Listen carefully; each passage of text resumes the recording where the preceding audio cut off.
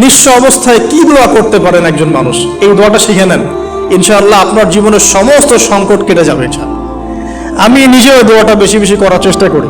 দোয়াটা হচ্ছে, মুসা আলাইহিস সালাম একটা গাছের নিচে হেলান দিয়ে বসলেন, বসে দেখলেন দুইজন মেয়ে দাঁড়িয়ে আছে দূরে, পানি নিতে পারছে না, লোকজন পানি নিয়ে যাচ্ছে, ওরা দাঁড়িয়ে আছে বেচারি। মুসা আলাইহিস সালাম গিয়ে বললেন, কি সমস্যা আপনাদের? এটা নিয়ে আপনারা আবার মেয়েদের সাথে কথা বলার চেষ্টা করেন, ঠিক আছে? তো মাহরাম গায়রা মাহরাম মেনে চলে। তারা বললেন যে আমাদের বাবা অনেক বৃদ্ধ মানুষ, আমরা পানি নিতে পারি না যতক্ষণ না আমাদের কম পানি নিয়ে চলে যায়। মুসা আলাইহিস সালাম তো একটু বললাম না, ফিজিক্যালি খুব স্ট্রং ছিলেন, থাকে না বডি বিল্ডার, সামনে গিয়ে কথা বলে সরব পানি নিতে দাও, তখন মানুষ একটু মূল্যায়ন করে না।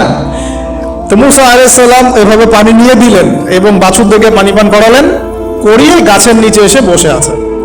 বসে বসে তিনি দোয়া করছেন, এই যে দোয়াটা তিনি দোয়া করছেন, রব্বি, একটা নেক কাজ করলেন, নেক কাজ করলেন না, মানুষের উপকার করলেন, নেক কাজ করে এসে গাছের নিচে বসে দোয়া করছেন, আল্লাহ এখানে তো আমার খাবার পানি বাসস্থান কিছুই নাই, আমি কি করব?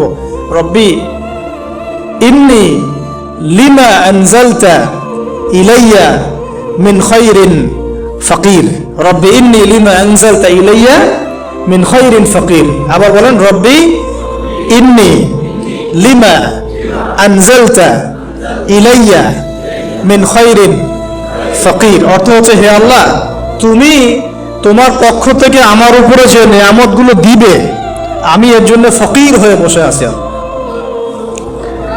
অর্থ বুঝে পড়বেন ভাই, নামাজ রোজা হজ জাকাত যাই করেন আল্লাহর ওয়াস্তে অর্থ বুঝে পড়বেন।